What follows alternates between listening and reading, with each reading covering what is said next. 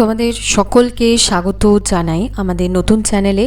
এখানে UGC net সংক্রান্ত preparation নেওয়া হয় এবং পেপার 2 সোশিওলজির প্রিপারেশন করানো হয়। যে কোনো সেট এক্সাম, নেট এক্সাম এবং গেট এক্সামের জন্য তোমাদের কাছে সবথেকে ভালো একটি অপরচুনিটি রয়েছে। তোমরা এই চ্যানেলটিকে ফলো করো, সাবস্ক্রাইব করো এবং ভিডিওগুলোকে শেয়ার এবং লাইক অবশ্যই করবে। তো আজকে যে টপিকটা নিয়ে আমি আলোচনা করব, যে এত হাই কাট অফ গেছে এবার সোশিওলজিতে, প্রায় 232 JRF cut off from general category, তাই তো এইটা হচ্ছে বিগত কয়েক বছরের মধ্যে অন্যতম highest cut off marks. As a teacher আমি এটা এক্সপেক্ট করিনি যে এত হাই কাট অফ যাবে। তো আজকের এই ভিডিওটাতে আমরা এগুলো নিয়েই আলোচনা করব, কেন এত হাই কাট অফ সাডেন আমরা দেখতে পাচ্ছি এবং তার জন্য আমাদের কি করা উচিত, কিভাবে আমরা প্রিপারেশন নেব যাতে আমরা এই কাট অফটাকে টার্গেট করতে পারি। ওকে, আমি তোমাদের teacher Priyanka Das, PhD Research Scholar at the University of Bardhaman. This is the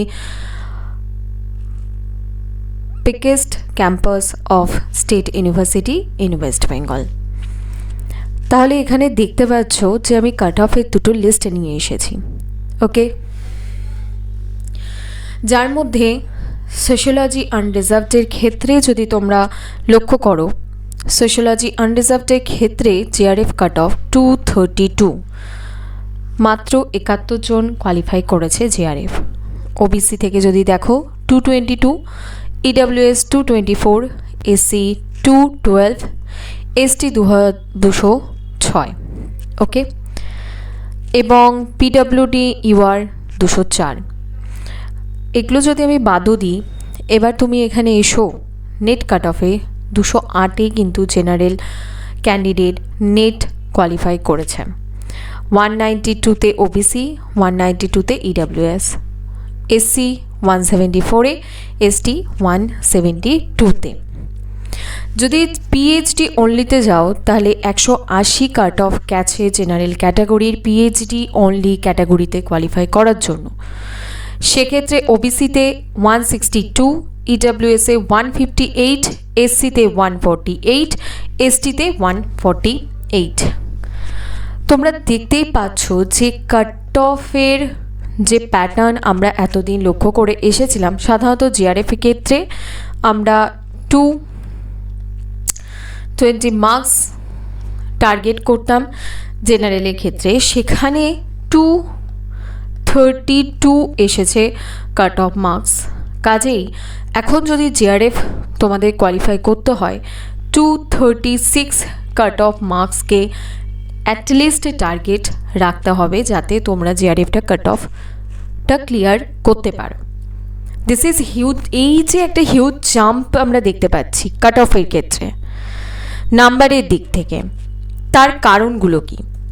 first যে কারণটা আমার মনে হয়েছে, অ্যাভেলেবিলিটি অফ কন্টেন্ট। এখন কন্টেন্ট সবার কাছে অ্যাভেলেবেল এবং ডিজিটাল রেভলিউশনের ফলে সবার হাতেই প্রায় স্মার্টফোন রয়েছে। কাজেই ক্যান্ডিডেট কম্পিটিশন অলরেডি ইনক্রিজ হয়েছে এবং অ্যাজ অ্যান ইন্ডিয়ান আমি এটাই চাই যে কম্পিটিশন ইনক্রিজ হোক, ছেলেমেয়েরা পড়ুক, ছেলেমেয়েরা জানুক। ওকে, কাজেই তোমাদেরকে মনে রাখতে হবে যে আগে যদি কম্পিটিশন সাপোজ ধরো 20 জনের মধ্যে থাকতো, এখন সেই কম্পিটিশন কিন্তু বেড়ে 15 হয়ে গেছে।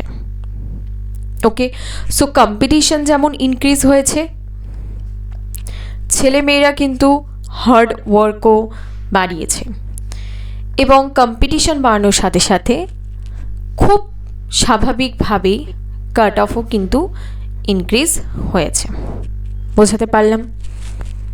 সো তোমাদেরকে এখন মনে রাখতে হবে যে কন্টেন্ট সবার কাছে রয়েছে, সবাই হার্ড ওয়ার্ক করছে, তাহলে অ্যাভারেজ যদি তোমরা ধরো যে কেউ 6 থেকে 8 ঘন্টা পড়ছে, তোমাদেরকে কিন্তু টার্গেট রাখতে হবে যাতে তোমাদের এই আউটপুট 8 ঘন্টার থেকে অ্যাটলিস্ট বেশি হয় এবং তোমাদের যে টার্গেট ইউজিসি নেট জুন 2026 সেটা যেন জেআরএফটা ক্র্যাক করার যেতে পারে। এবং ক্র্যাক করার জন্য তোমাদেরকে কিন্তু এই 8 ঘন্টার বেশি সময় দিতে হবে। এখন কম্পিটিশন আর সেই জায়গাতেই নেই। এখন কি হয়েছে, অ্যানালিটিক্যাল কোয়েশ্চেন অনেক বেড়ে গেছে, যেখানে তোমাদেরকে লেন্দি কোয়েশ্চেন ইচ্ছে করে করা হচ্ছে যাতে তোমাদের সময়টা সেখানে নষ্ট হয় এবং প্যানিক করো শেষের দিকে গিয়ে এবং ভুল করো। দ্যাট ইজ, ওরা সেটা নিন্টিয়ে ইচ্ছে করে সেটা করছে। সো তোমাদেরকে মনে রাখতে হবে যে টেস্ট PYQs অ্যাটেম্পট না করে কিন্তু আর যেতে পারবে না পরীক্ষাতে। সেই পরীক্ষার যে প্রেশারটা সেটা হ্যান্ডেল করার জন্য তোমাদেরকে কিন্তু এগুলো ফলো অবশ্যই করতে হবে। কাজেই আমি একটাই কথা বলবো যে কাট অফ যেমন বেড়েছে, কম্পিটিশন যেমন বেড়েছে, তোমাদের কাছে রিসোর্সও বেড়েছে, কাজেই তার ইউটিলাইজেশনটা প্রপারলি করো এবং জুন 2026-এর যে ইউজিসি নেটের এক্সাম রয়েছে সেটার ওপরে কাজ করা শুরু করো। ওকে, সময় নষ্ট করার একদম কোনো মানে হয় না। কাজেই প্রিপারেশন কিন্তু আজকে থেকেই শুরু করে দিতে হবে। আমি তোমাদের টিচার প্রিয়াঙ্কা দাস, তোমাদের সাথে দেখা হচ্ছে আবার পরের ভিডিওতে। Thank you so much.